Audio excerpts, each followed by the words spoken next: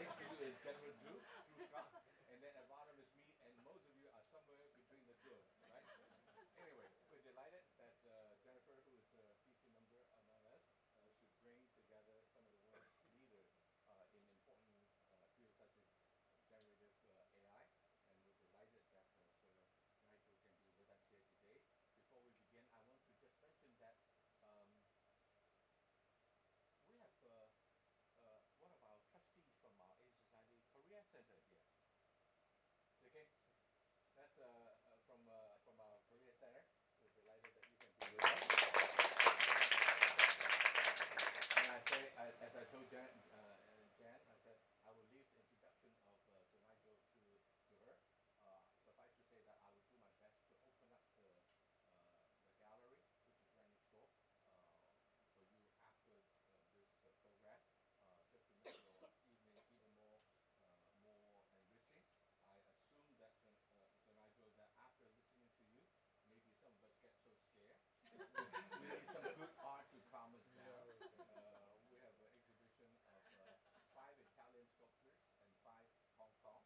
The Hong Kong people work in wood and Italian work in stone. Each piece is co-created by one from each side. So it's really a lovely place. So I hope you will enjoy. But the reason we're here is AI, and I'm curious. I want to learn, and that's why I'm here. By the way, 30 some years ago, I joined the organization because to me this is the best place for continuing education. And I consider this evening as one of those occasions that I can learn something, and what better person to learn it from the best. So with that, I will turn over to Jen, and why don't you, can I invite the two of you to go on stage, and then Jen will kick us off the official program. Thank you.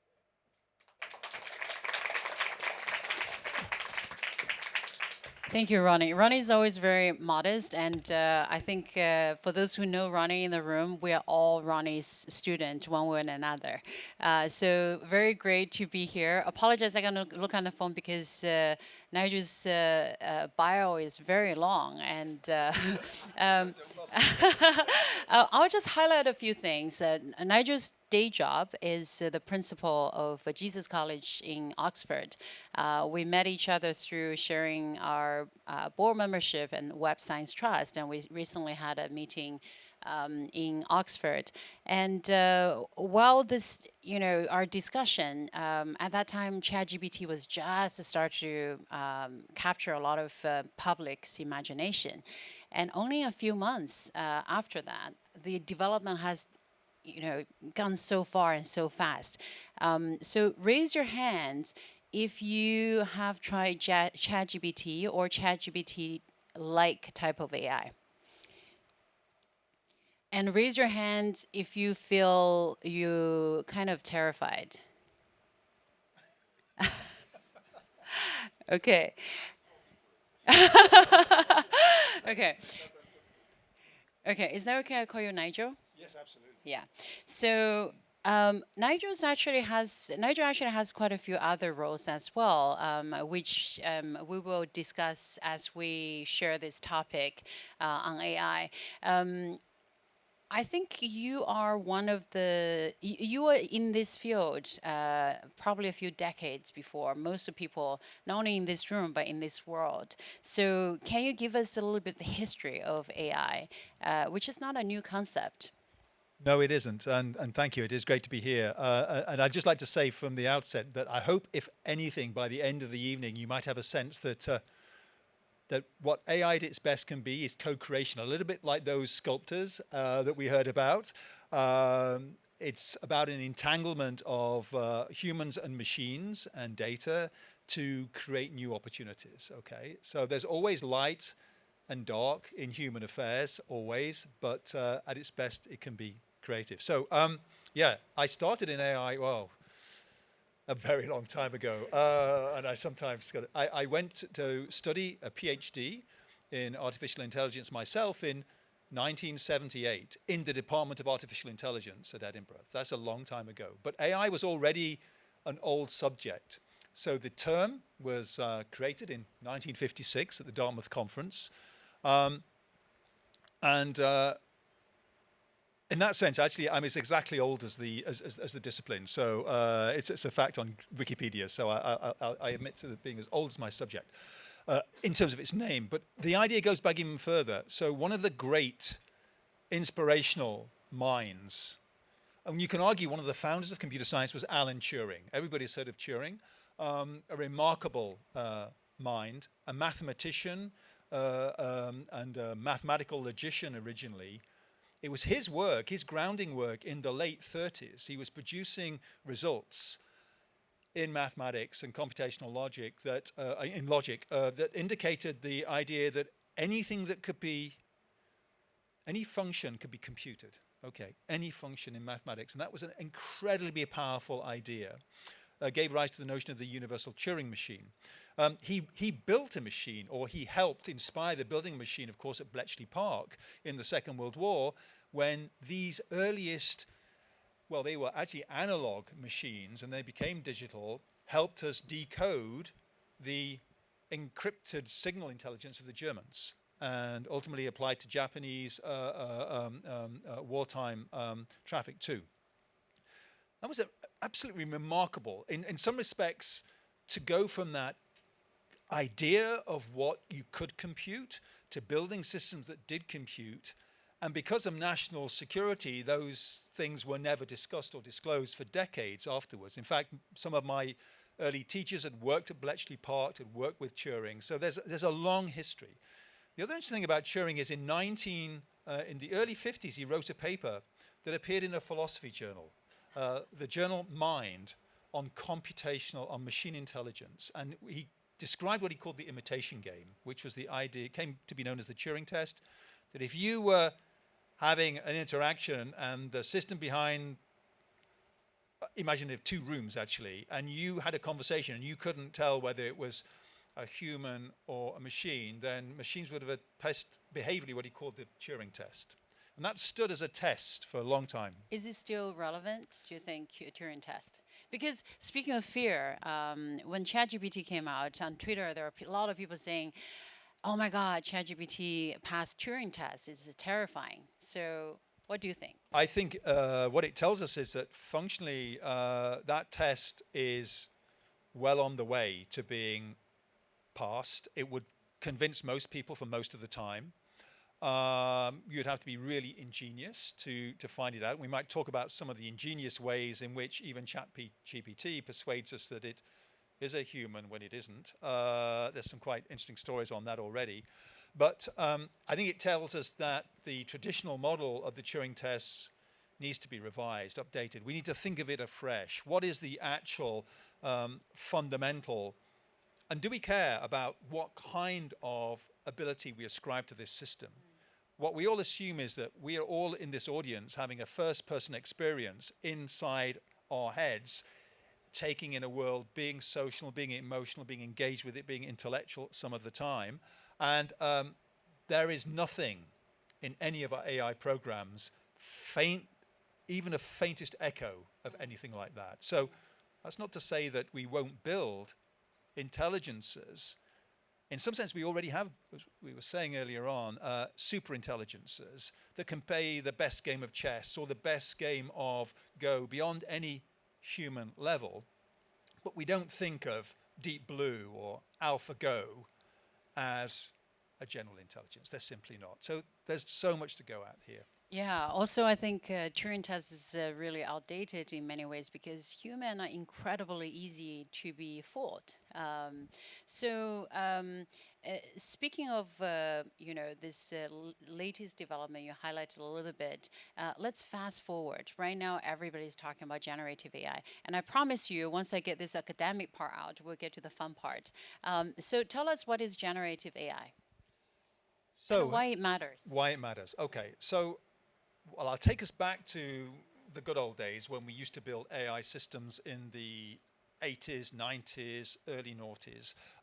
We used approaches that were called symbol processing. So they would use rules, and theorem proving, a whole set of ways of explicitly representing the world as objects, as rules you could reason over, that if you saw them written down, you'd say, okay, I can see that's a piece of knowledge to do with medical diagnosis. You know, if the patient has a temperature greater than 100 degrees Fahrenheit, they've got a fever, okay? And if they've got a fever, they may have an immune infection, you know, and you can have these chains of explicit reasoning and representation which we learned how to program into our machines. So a great deal of the early approach was rule-based.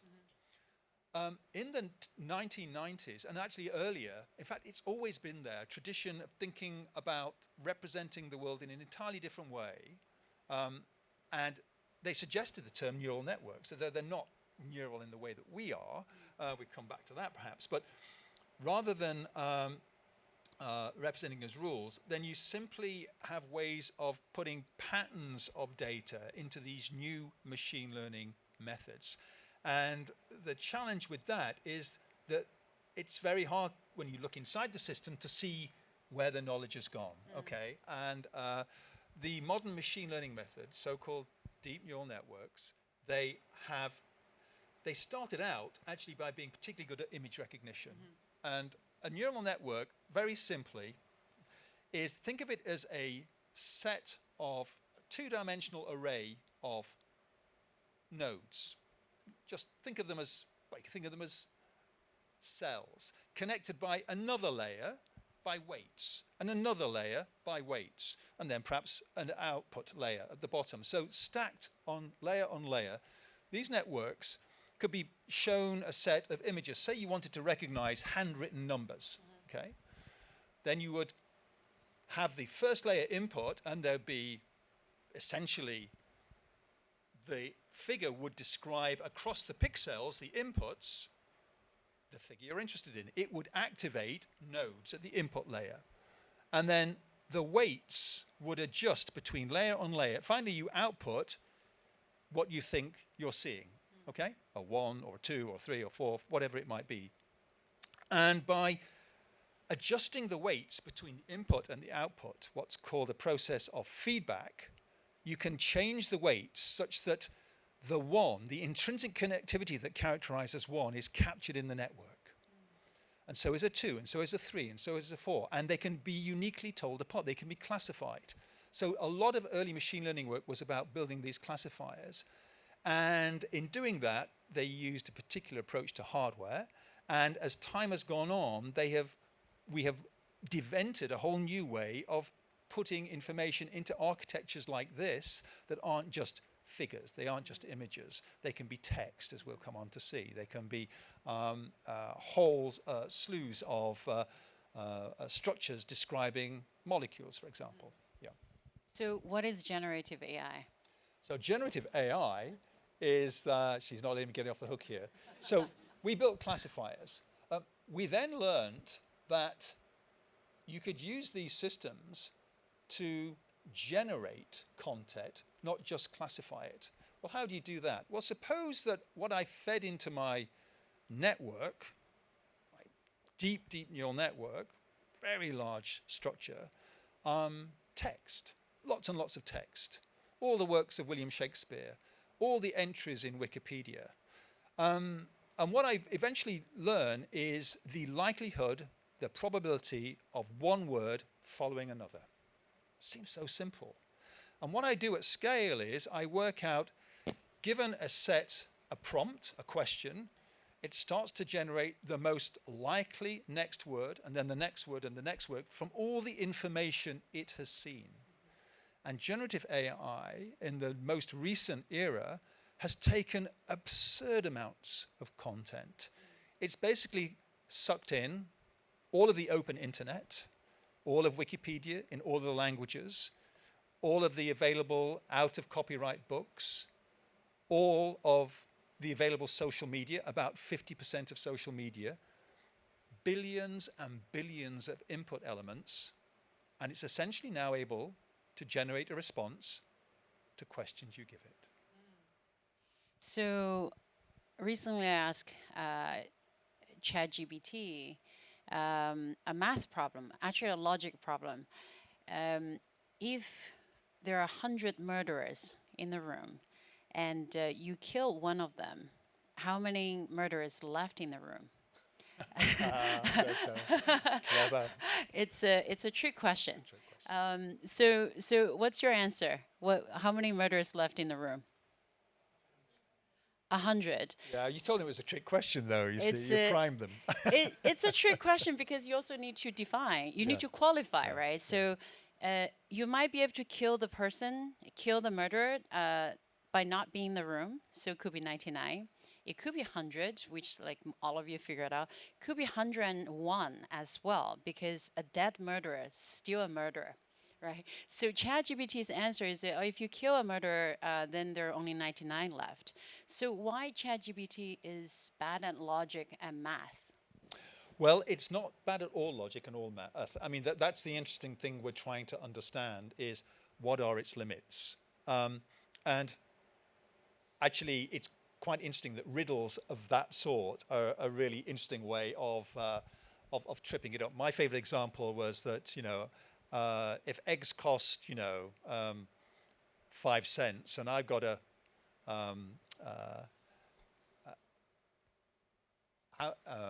so many dollars, how many eggs have I got if I've got a quarter?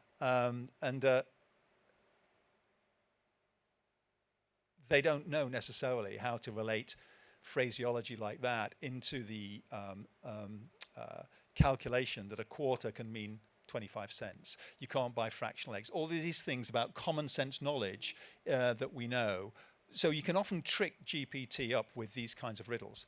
But actually, it seems to do a pretty good job at routine arithmetic. Does it understand arithmetic? Well, apparently not. The real challenge is what's represented inside the system is lots and lots of exposure to almost the whole canon of possible pieces of arithmetic you might imagine as examples out there. So it's got this extremely strong ability to correlate with high confidence a additive or a subtractive or multiplicative function. So we're still trying to work out what is actually represented. But what you can do is still get it and trained to be a high quality calculating system. Is that because, generative AI largely based on trained by a large model, right? In a lot of cases, this kind of chatbot is trained on large language models. So when you train on large language models, it's very much consensus based. And good math does not care about consensus. Good math just need to be, right and logical. Yeah. And whereas when you base on this systematically, base your answer on this collective human stupidity, we almost doomed to kind of recycle this kind of nonsense. How do you see ChatGPT and generative AI type of chatbot recycle this kind of plausible but not factual information?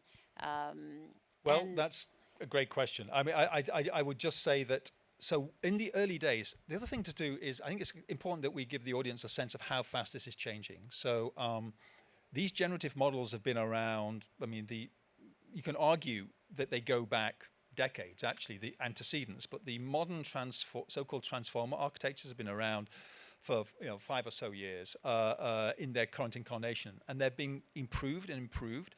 ChatGPT that is openly available, people will be using GPT-3? Well, it implies there was a 2 and there was a 1 before that. There's a 3.5 now and a 4 that you can commercially use. These systems have improved, and they're improving in an unreasonable way. So before we come onto their limitations, let's just remark on the fact that I can give these systems tests, common sense reasoning, various forms of knowledge question answering. And we have a whole benchmark, a big set of tests that we can apply to these systems. And as you make the models bigger and give them more data, they become more capable. In fact, there seems to be even a law about when you get beyond a certain size, if you keep doubling the size of these models, they get more and more able. But to do that, you have to give them almost twice as much data as the earlier model has. And the problem now is we've almost slurped in all the data that's easily available out there. So are we reaching a ceiling? The ceiling is pretty impressive with where we are. So these systems can have conversations. They can summarize essays. They can generate an image. They can, because they can apply to images as well as just text. They can give you a test for your students. So I can ask it to give me a multiple choice task. I did one before I came out, just because we were having a conversation last evening about Klimt, the artist, and give me a general test, 5 questions to ask about Klimt. Give me 5 more advanced questions about the artist, and it can come out with these really high quality answers. So this is really interesting, and we've got to work out where the failure modes are. And what's happening at the moment is the models are trained on all of this data, and then we go through a process that's called reinforcement learning through human feedback. So what we do is we sit humans down with these systems and we refine them. We can make them better. We can detoxify them, because if you've got all that social media data in the system, it's liable to have some pretty toxic views, for example. So there's a whole new area of trying to work out how these models work. And I would just say that the generative models are hugely exciting, but you can look at earlier work in our machine learning achievements. Just 2 years ago, AlphaFold, the product of DeepMind, a UK originated company now owned by Google, but very much a UK company, solved the protein folding problem. And that's been hugely consequential for scientists trying to understand how to actually understand life processes, design drugs. Biologists now routinely use this tool. So it's been a constant process of models getting more and more capable. I think you're right. Of course, this system is not perfect, but the implication is very profound, right? I will argue right now we're living through the most important, most dramatic productivity upgrade. And given, Microsoft as example, integrated with OpenAI's system, with ChatGPT, and now they have the entire Microsoft Office with Copilot. Microsoft is about to turn a whole generation of boring middle managers to become most fluent AI users. So what's the implication in terms of productivity, and what kind of jobs will be impacted in this process, in your view? So when you look at the output, there's a great video. If you haven't seen it, I would really recommend you look at a video that Satya Nadella, the CEO of Microsoft, produced just about 2 weeks ago, called The Future of Work. And it's a 30-minute video that shows you how Microsoft, is who you say have kind of partnered with OpenAI, actually more or less acquired them in some sense. They wouldn't quite see it themselves that way, OpenAI, who did a lot of the development of the methods and tools. They've incorporated it, as you say, into their 365 in particular product suite. Now, Bing, their search engine has been accelerated and enhanced by the models, and so is ChatGPT, which people are aware of, the offer from OpenAI. But what it's doing in 365 is sitting in the heart of all of these Excel, Word, PowerPoint, Teams, and at the heart, it's going through those products and through a thing called the Microsoft Graph to kind of work out what your particular interest and data is, trawls through all your emails, all the documents you've written, and it can essentially help you produce presentations pretty well automatically. It can summarize a Teams meeting in real time and give you the highlights. It can write you data analytics on the actual productivity of your sales effort in all the Excel sales data you have. It can actually give you models of how your sales are doing.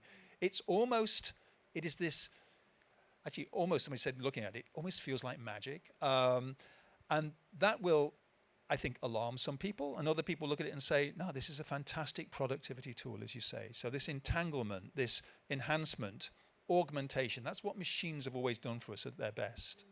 There'll be new opportunities to do new kinds of reports, new kinds of analysis.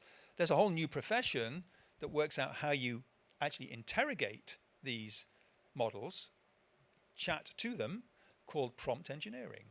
Yes. So there's a bunch of new people being hired who have these skills in this area that have either repurposed or didn't exist before. People always worry about job destruction with these systems. They worry about, if these systems are so good at summarizing texts, what about all those paralegals who sit there working on legal documents and summarizing them?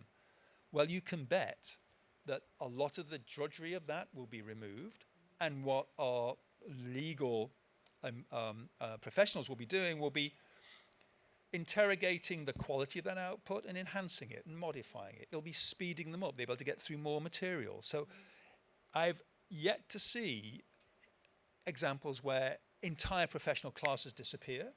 They get repurposed, they get refined, they get moved. Yeah. But also, this reminds me of our earlier conversation in terms of the comparison between human intelligence and machine intelligence. I think that, the trap of thinking usually is a machine versus human, who's going to win, who's going to lose. But the most powerful is actually machine plus human, or machine multiple by human, or vice versa.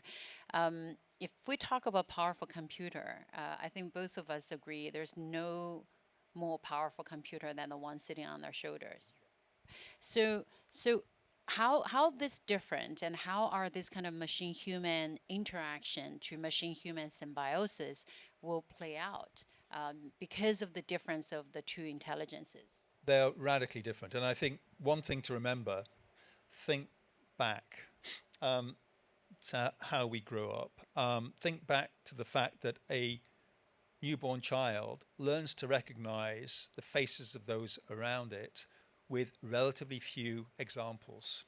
People say, well, to some extent, we're pre-wired to re-recognize faces, but actually, to really get good face recognition in a machine learning AI system, you need to present hundreds of thousands, millions of examples. You need huge amounts of compute power to build these models. As you say, we run slowly, and we run super efficiently in terms of the energy we consume and the data we require. To train these models costs, in some cases, millions of dollars in energy and compute time. So there are real resource constraints. So when we look at what is inherently so valuable about the human mind, the human cognitive processor, it's that we're easy to reproduce and quite fun to reproduce, I should say. And there's lots of ways to then inculcate new knowledge. Those human beings that come into the world are socialized. They have their own skills and talents. We understand so little of how all of that develops.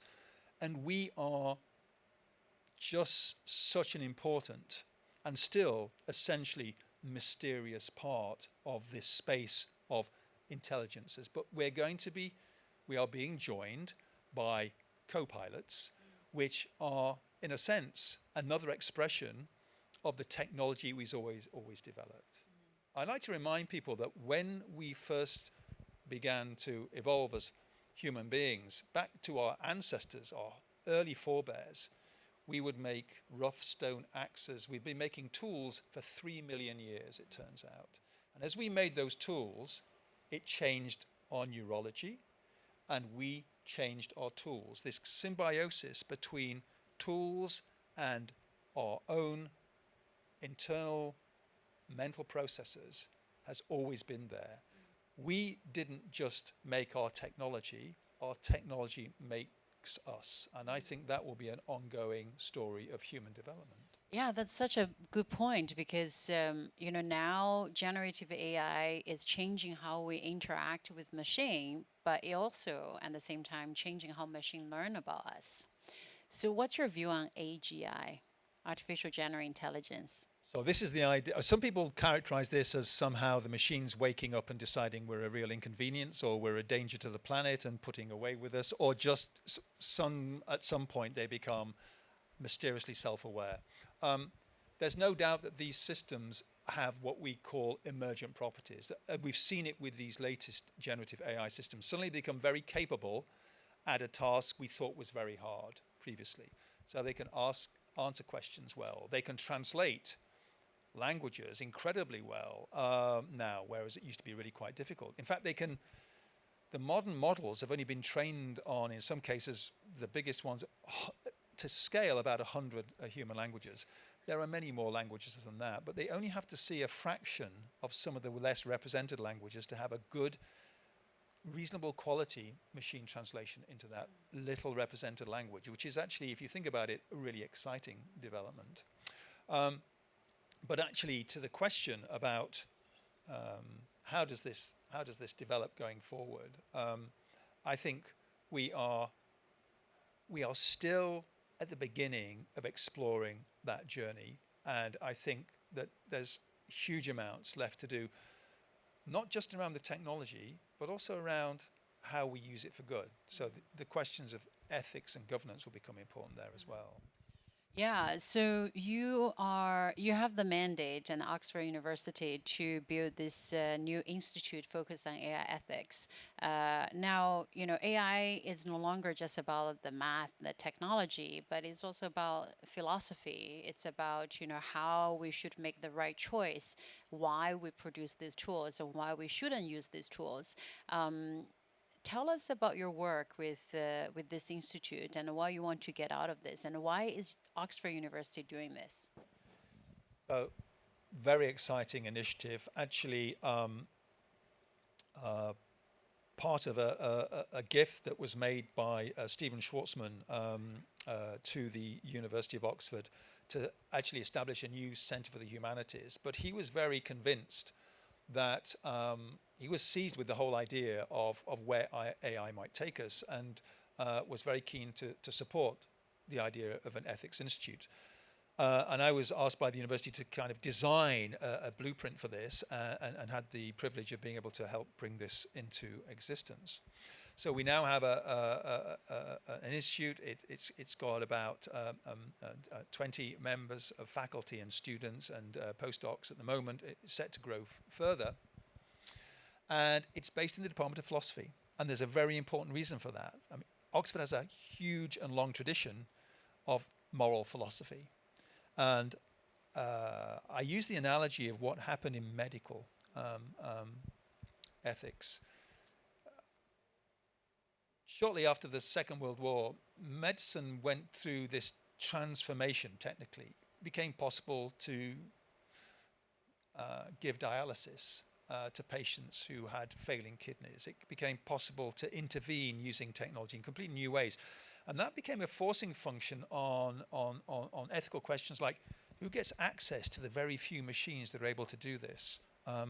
We can now keep people alive, but they may be dead. The concept of brain death, the concept of futility of care. How much time do you continue to invest even though you can keep the individual alive? Is this a quality of life that we wish to maintain? All of the moral questions that came from that were very heavily engaged in by philosophers and ethicists. And in fact, the best thinking has come through an interaction, a dialogue between disciplines who understand about the nature of what it is to be human and what matters, and the technologists and professionals. And I believe this is exactly the same challenge we now face in AI. And I want philosophers to be involved in a conversation with computer scientists and engineers and others using this technology to ask the questions, what matters? And how do we arrange things such that we're happy with the outcomes and the governance of these systems? And it's not just a thing you're going to leave up to or you shouldn't leave it up to computer scientists who have read a primer on ethics and think they understand it all. It's a difficult and challenging area.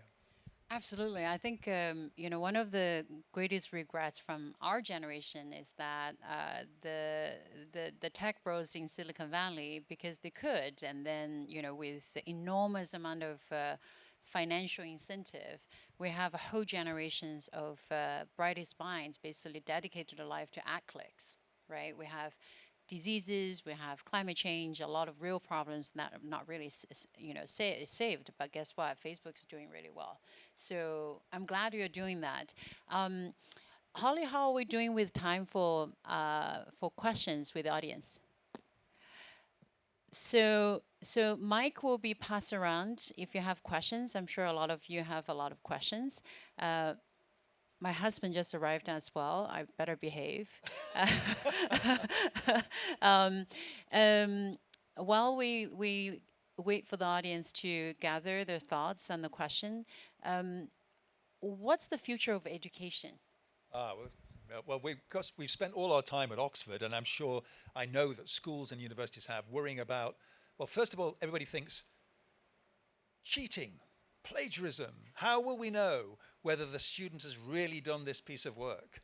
Well, usually because the grammar is too good. And that's one thing that you notice, that the kind of language construction is almost too good. That's one of the kind of giveaways people say. But I mean, I think there will be an issue about how we build systems to detect whether this is machine generated. There's a great ethical principle I like to start with, and it's a thing should say what it is and be what it says. And actually, that comes back to authenticity and provenance. We know that if you are going to cite some work of somebody else, then you cite it. If you're going to use machine-generated content, then cite it. But don't pass it off as your own, okay? And again, so we're trying to get our administrators and some of our colleagues beyond the kind of automatic plagiarism, stop it, shut it down, to this thing will be able to help, assist, accelerate, produce reading summaries in ways that are very powerful. So education is paying attention. There is a rather good blog post on the University of Oxford site for the Centre for Teaching and Learning, which gives all the lessons that we're learning and the pros and cons, and tells people not to be afraid, that this is a new kind of tool.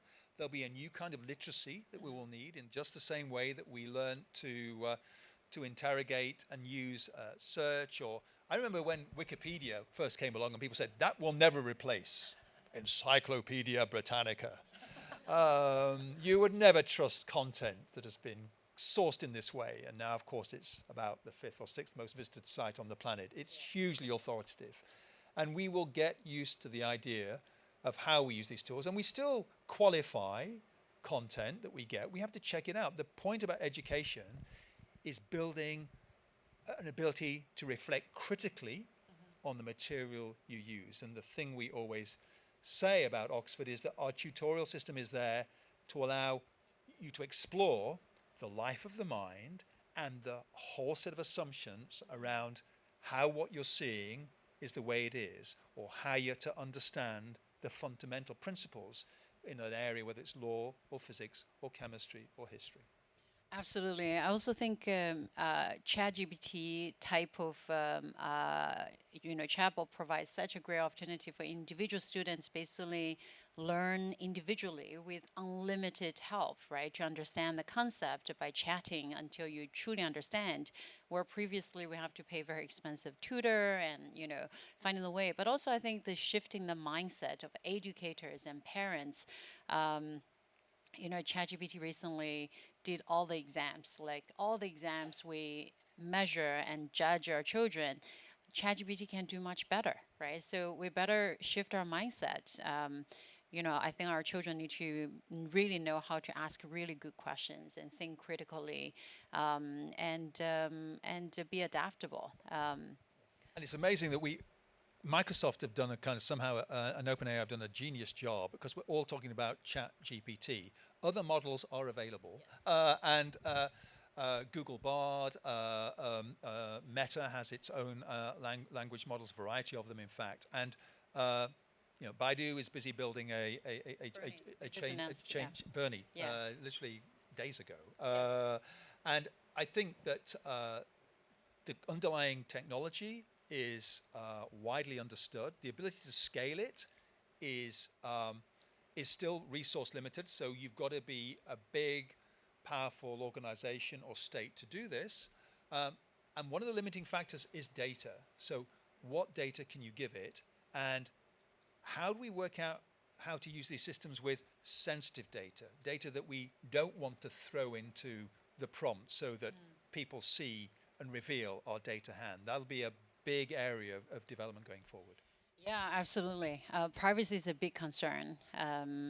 So in terms of other tools, I recently wrote an article about how to navigate generative AI, and my team actually compiled, and we keep compiling all the new tools, and we made it public for free. So if you visit i-n-c.com,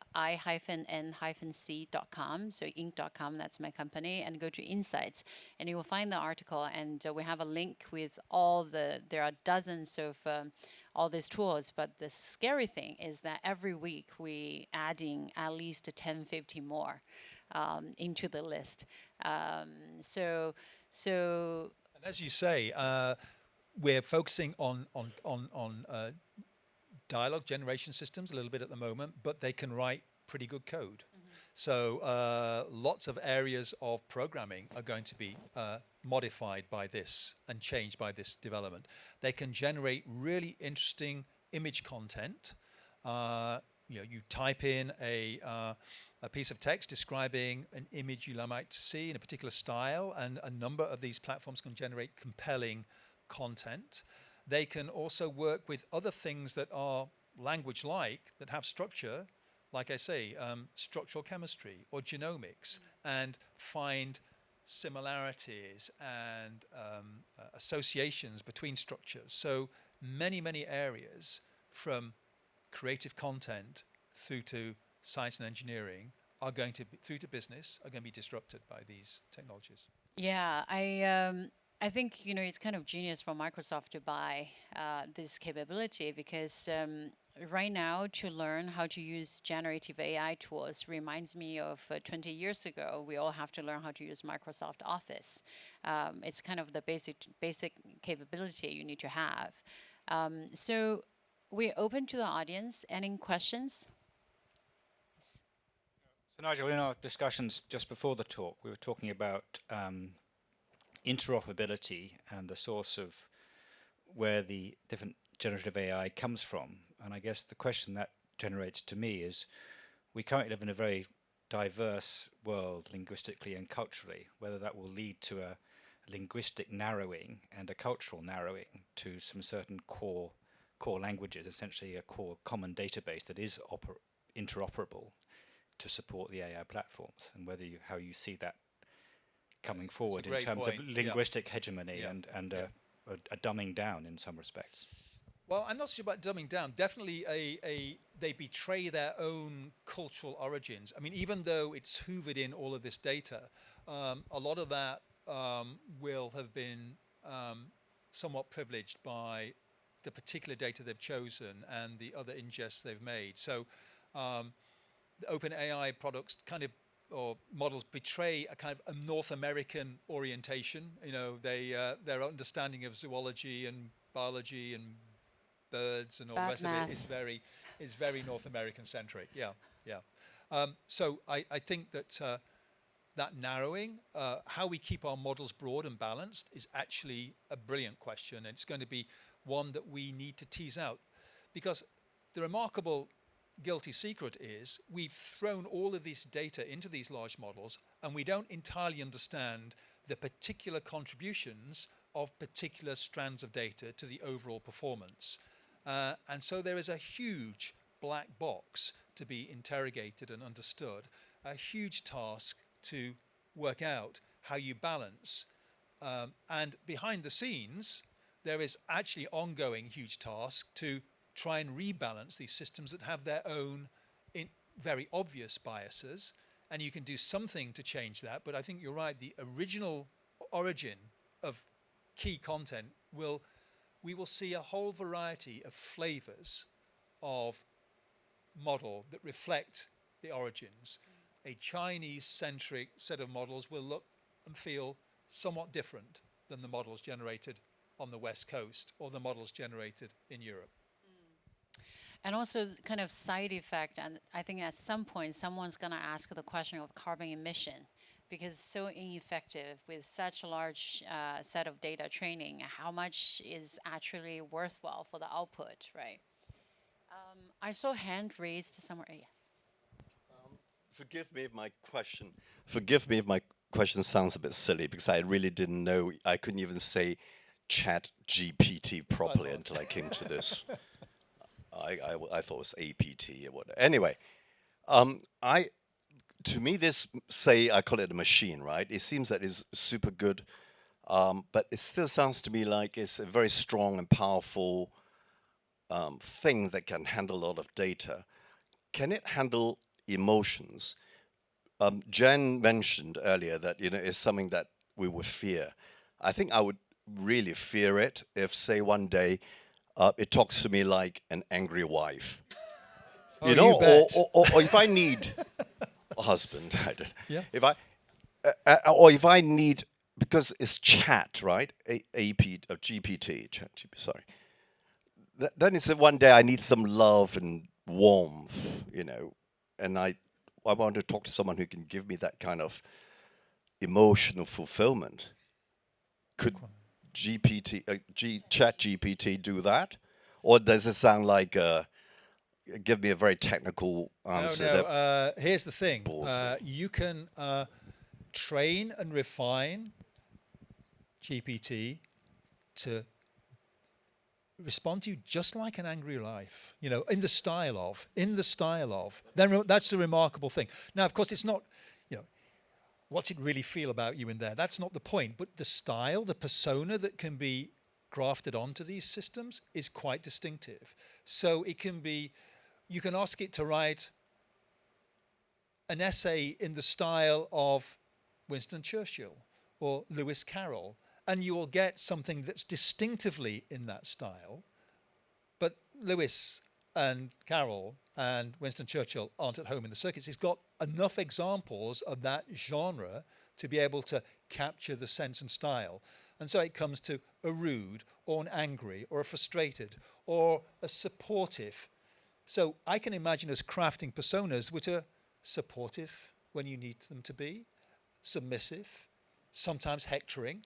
But that's different than they have emotions. They register the style of interactions because they have so much data that humans have. Yeah, I think there's a huge difference between the machine mimic the emotion very well versus they have the intention of emotion, and the perception of the emotion from machine and the machine is mimicking the emotion.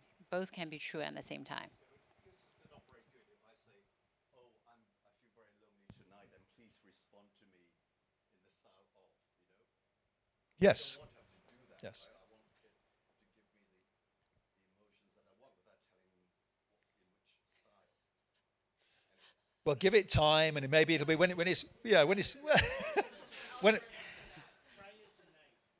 That's right. And when it's seen your Outlook calendar, it's worked out. It's that bad Monday evening feeling.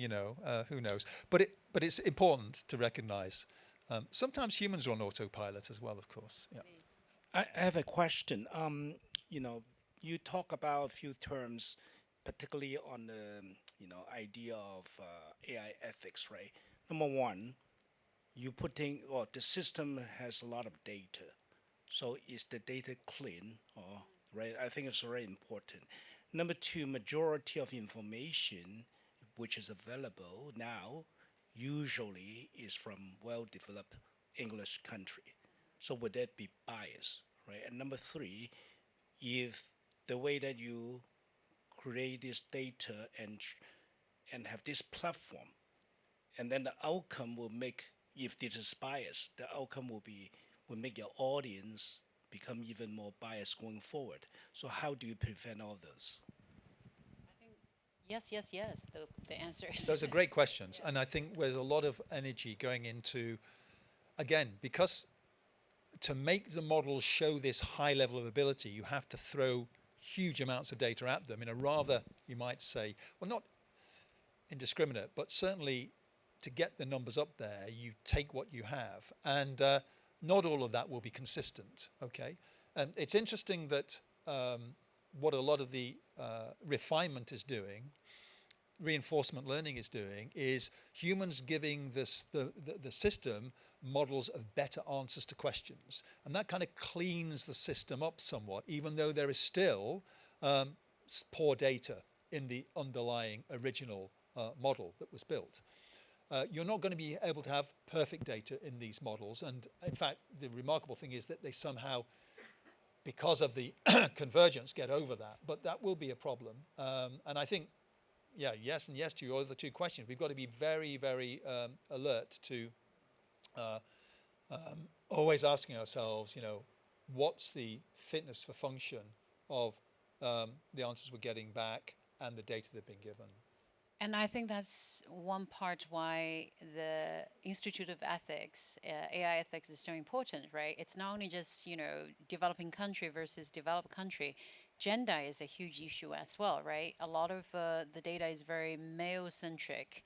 We ended up getting very male-centric views, and how will that kind of recycle in the system? And also, it's not fact-checked. Right now, I call ChatGPT's answer consistently produce plausible bullshit. Yeah. There's a great phrase. They talk about these models hallucinating, where they don't have, where there are gaps, they kind of give you plausible answers that they kind of invent. So the next generation, what they will do is require evidence, and the evidence will be links to the underlying claims being made.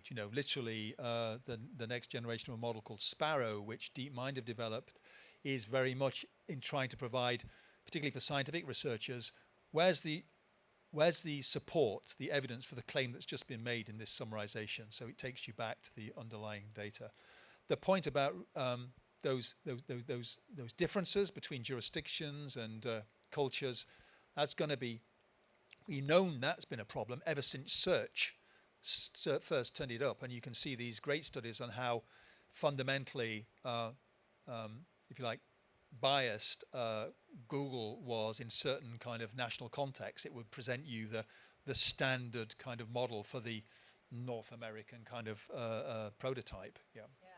Actually, I recently celebrated my birthday. My husband loves me so much. He bothered to get ChatGPT to write a speech. Why should we celebrate Jen Zhu Scott's birthday?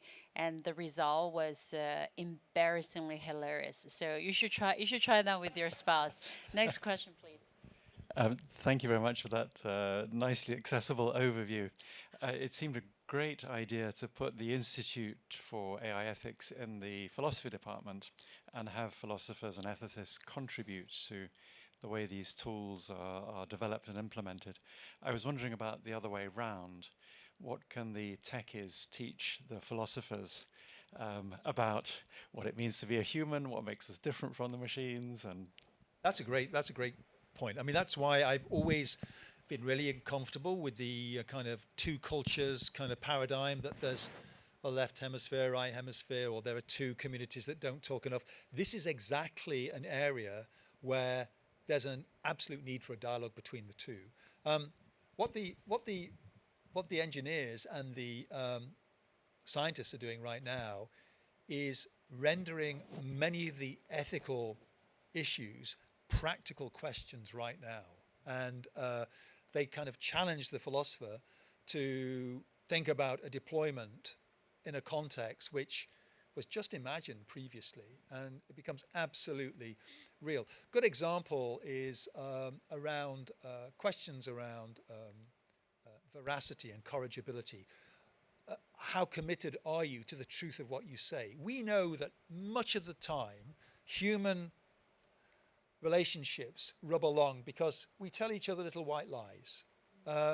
We tell each other less than the full truth because we know that disclosing everything could be hurtful or not in your best interests. It's only British, though. Well, there you go. Maybe that's the difference. Okay. But I mean, I think it's a genuinely interesting question about this idea about how we adjust the canons of what is reasonable for philosophers, those in the humanities. I mean, that dialogue's so important. I don't think what we're trying to persuade our computer engineers is that it's the values that you put behind the systems you build that really matter too. I think the May I? gentleman in the middle. Thank you. I mean, when you use this term hallucinating, as a ChatGPT hallucinating, and producing kind of, well-meaning bullshit, I think this is really not so different from what human conversation in everyday situations is in so many situations. So I think it actually tells us, or we should think perhaps more about also what does it actually tell us about human thinking, or well, definitely communication processes, or even thinking processes. I mean, the other way around. Obviously, the machine is not thinking as we do, but the way it argues or the arguments come out may be telling us some unexpected things on the side of of our own thinking processes. And on top of that, I was thinking if the data, if training data are getting scarce these days, what happens if we actually use AI to generate new training data? Will it just produce more of the same, or are there already experiments showing some interesting kind of feedback results? Yeah, that's a good, well, the last question is a very interesting one. Is that will you need more essentially synthetic data? Would that help? And I think that's very much an area that's being looked at because we know that can actually enhance and tune certain behaviors.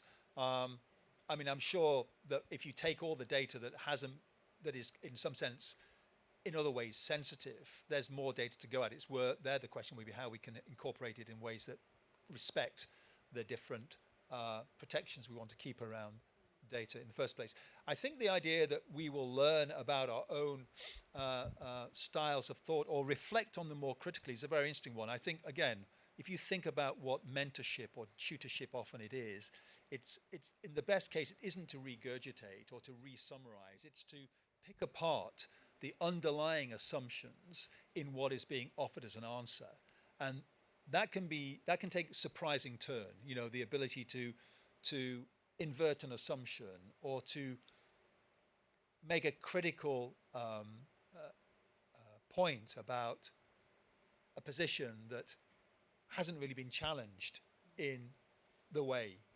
Routine thinking, though, as you say, I mean, all too often, I'm afraid I hear politicians who precisely are, for example, plausible bullshitters. And that's actually maybe a more widespread skill than we think, and being able to understand what it is to uncover that and reveal it and why it might matter in some situations and be amusing in others or dangerous in others is actually all work in progress. I mean, this has written out a huge agenda for research. Yeah, I also think personally, I also don't think the path to the future AI has to be the bigger and bigger, more complex data models, right? Larger and larger data models. There is an institute in the US funded by Jeff Hawken.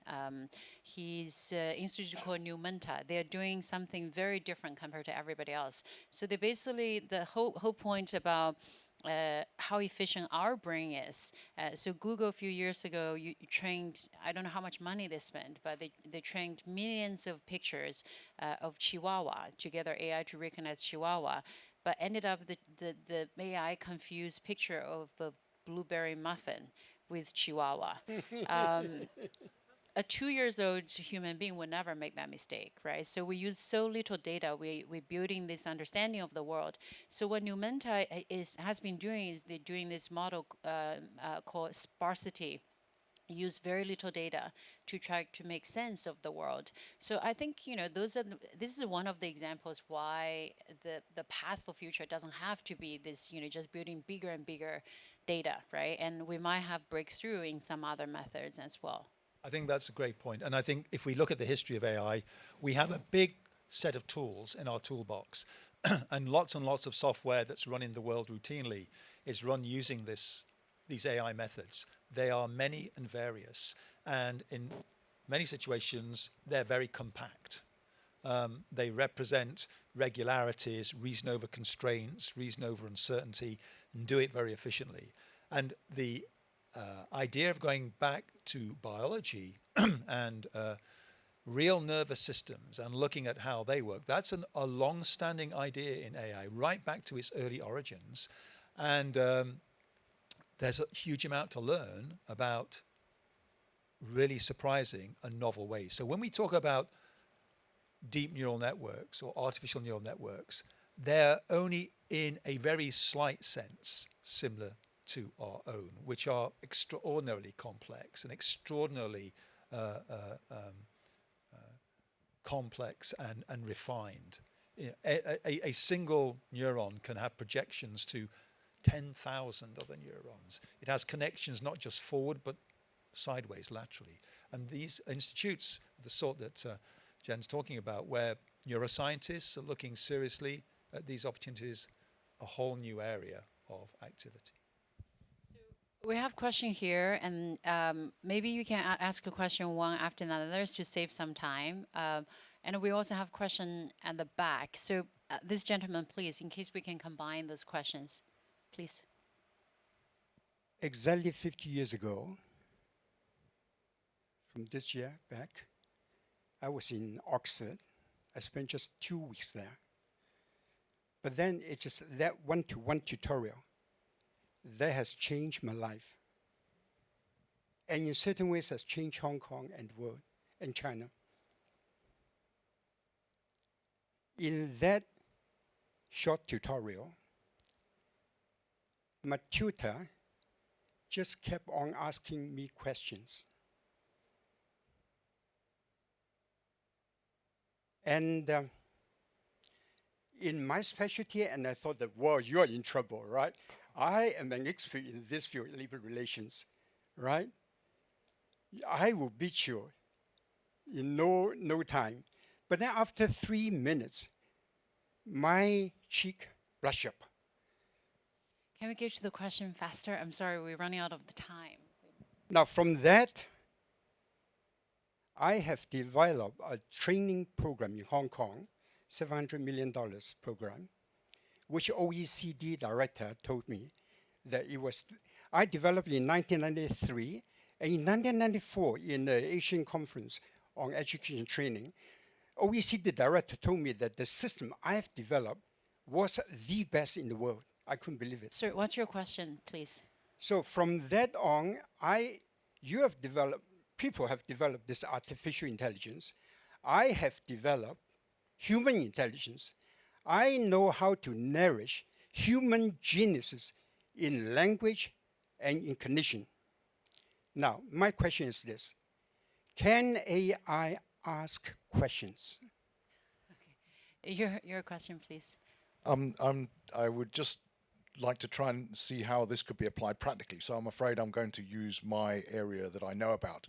So, which is compliance, right? So if you have a scenario in a compliance problem, then you will need to know the law, you'll need to know the regulations, you'll probably need to know the policy of the institute, you'll need to know best practice from across the world, you'll need to know something about the way they're being applied, you'll need to know, probably have a moral compass, you'll need just something called ordinary common sense.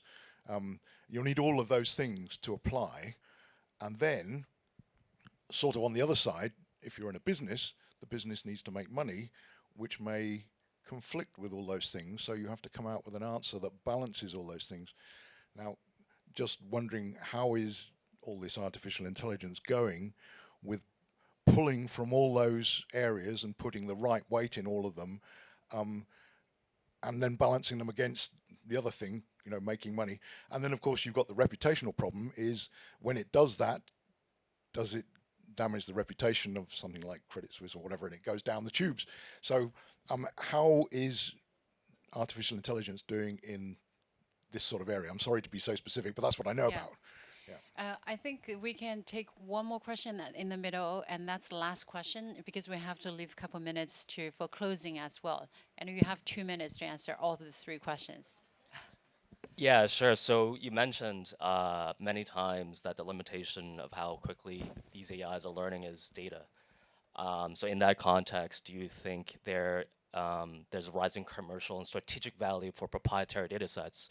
For example, Google sits on probably the biggest data set on how people respond to incentives. LinkedIn sits on the biggest data sets on how people make major career decisions based on their interactions with different companies. Okay, that's great. I'll go round the back. Start with that question first. That's a great point, and actually, I'm sure that is exactly what is happening in many labs right now. They're looking at, if they've got the capacity to build their own model, they'll be thinking, well, Google exactly are. You know, what proprietary data sets have we got? In the meantime, Google are busy harvesting a whole bunch of additional data, which is all those queries that are being put to GPT, which becomes a new source of information. So that the competitive status of data sets has always been an essential one. There's always been this balance between open and closed data, and where you see the public and the private benefits of both. It will be ever more contested. That's absolutely right. Compliance, I think in complex areas like that, where you've got to balance off a number of sets of considerations, it will always require human mediation, human interpretation. But in terms of those fundamental summarizing all of the compliance issues, which can be very tricky, we're seeing some pretty impressive results in terms of these generative AI systems with respect to particular institutions, particular jurisdictions. But amassing it all together and then being confident you're not going to do yourself damage by coming up with crazy compliance regimes or inappropriate answers, that'll be an issue. And yeah, we can get our systems to ask questions and questions and questions. The genius is asking the right questions in the right order. And that is, the feeling is it's a little bit predictable in a certain sense, the way people are using these. So to really engineer these systems, you need to capture the genius of your tutor from many years ago and have them do the prompt engineering on these models. Nigel, you are one of the brightest artificial intelligence minds in the world, and you come not only just from the prestige of the institution you represent, but also in the importance of the work you do. 30 seconds, how can we follow your work and be supportive of your work and interact with your work? And then we'll give to Amen to close. Well,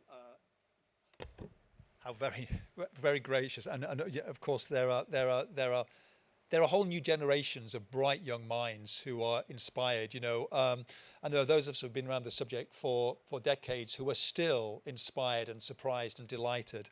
The subject has been achieving significant achievements all through its history, but there come moments, they're like watershed moments, and so I hope that from this and other people's experience there will be this new kind of profound interest in making this technology empower us and not oppress us, making it augment us, not diminish us. So that's my ambition. And Oxford, you know, check out the Institute for Ethics in AI, check out the stuff I write, and there's plenty in Google Scholar and other search material. I wrote a book, actually the last time I was in Hong Kong I was talking about it, it had just been published, called The Digital Ape. And the digital ape imagined a world that has come about even faster than perhaps we expected 4 years ago. But many of the challenges are just the same challenges. So I'd be delighted if people would get in contact if they feel a sense of wanting to know how they can contribute, where they can learn. You've got great resources too, Jen. I mean, you're one of the people who really advocate in a really practical, informed, but sensitive way on this technology. So I appreciate what you do.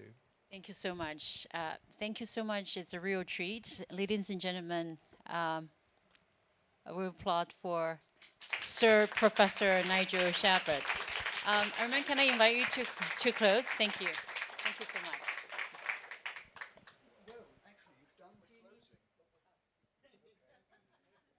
Yes, when I first arrived, I met Ronnie, and he said, "Can you close the meeting? And you can do it how you like." And so I could just switch off the lights, I suppose. But what he didn't give me was a ChatGPT machine to actually write a closing, which is rather sad. But my job really is just to thank you, Sir Nigel, for coming here, for giving us great insights. I didn't realize, for instance, that AI has such a long history and all these issues, ethics and other things, which obviously are very important and have to be addressed. So please, once again, join me in thanking Jen and Sir Nigel for this evening, which has been so interesting.